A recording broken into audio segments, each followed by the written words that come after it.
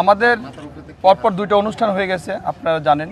একটা হচ্ছে আমাদের প্রতিষ্ঠাবার্ষিকী, আর একটা হচ্ছে আমাদের প্রিয় নেতা, মানবিক নেতা, আমরা বিএনপি পরিবার যে প্রতিষ্ঠিত করেছে, বিএনপির অ্যাক্টিং চেয়ারম্যান জনাব তারেক রহমানের কারামুক্তি দিবস উপলক্ষে আমরা কারামুক্তি দিবস উপলক্ষে নানান কর্মসূচি পালন করেছি। দেখেছেন আপনারা, ঢাকা প্রেস ক্লাবে করেছি, জাতীয় প্রেস ক্লাবে। তারপরে আমরা কৃষিবিদ ইনস্টিটিউটে বড় একটা প্রোগ্রাম করেছি, আপনারা দেখেছেন। আমরা বিএনপি পরিবার তারই অংশ হিসেবে আজকে আমরা বিএনপি পরিবার জিয়াউর রহমান মাজার সৌন্দর্য বর্ধনের জন্য ফুলের গাছ এবং যত্রতত্রভাবে যে ময়লা আবর্জনা ফেলায় এই জন্য পরিষ্কার পরিচ্ছন্নের জন্য আমরা ডাস্টবিন নির্মাণ আগেও করেছি। আরও দুটি ডাস্টবিন প্রয়োজন ছিল, আমাদেরকে নির্দেশ দেওয়া হয়েছে, আমরা আরও দুটি ডাস্টবিন স্থাপন করলাম। এবং আমরা পিডব্লিউডি যে যাদের আন্ডারে এই মাজারটা আছে সরকারিভাবে, তাদেরকে অনুরোধ করেছিলাম যে মাজারের লেকটি পরিষ্কার করার জন্য। তারা মাজারের লেকটি পরিষ্কার করতে যেয়ে আমরা জাতীয় ফুল শাপলা ফুল লেগিয়েছিলাম, প্রায় 1000-এর অধিক গাছ লাগিয়েছিলাম।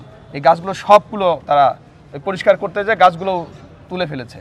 এই জিনিসটা যখন অ্যাক্টিং চেয়ারম্যান এবং তার সহধর্মী ডাক্তার জুবাইদুর রহমানের কানে গেছে, তখন তারা আমাদের নির্দেশ দিয়েছে যে আবার আমরা যেন আবার শাপলা ফুলের গাছ লাগাই এবং আমরা যেন সৌন্দর্য বর্ধনের কাজ করি। আমরা বিএনপি পরিবার আপনারা জানেন অনেক আগে থেকেই জিয়াউর রহমানের মাজার সৌন্দর্য বর্ধন এবং পরিষ্কার পরিচ্ছন্ন রাখার জন্য সচেষ্ট এবং সবসময় করে আসছে।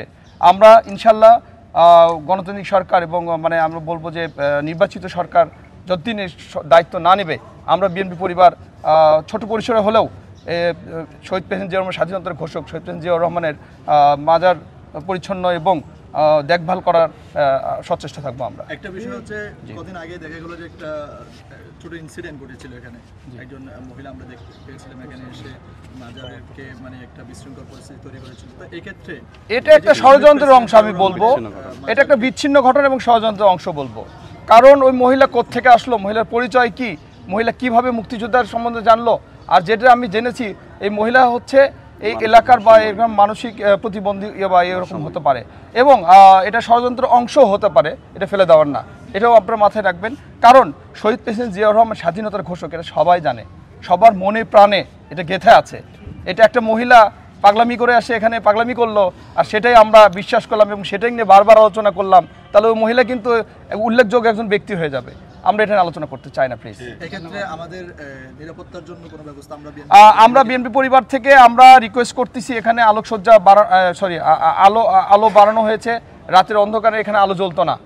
আপনি জানেন নিশ্চিতের সরকার, যে ভোট চুরির সরকার, অগণতান্ত্রিক সরকার, পলাতক সরকার, শেখ হাসিনা যা করেছিল এখানে থাকতেন, এখানে আমাদের আসতে দিত না। আমরা দেখেছি এখানে বারবার আমরা প্রোগ্রাম করতে এসেছি, আমাদেরকে এখানে কারাবরণ করতে হয়েছে, আমাদেরকে অ্যারেস্ট হতে হয়েছে, আমরা এখানে নিরাপদে আমাদের ঘরে ফিরে যেতে পারিনি।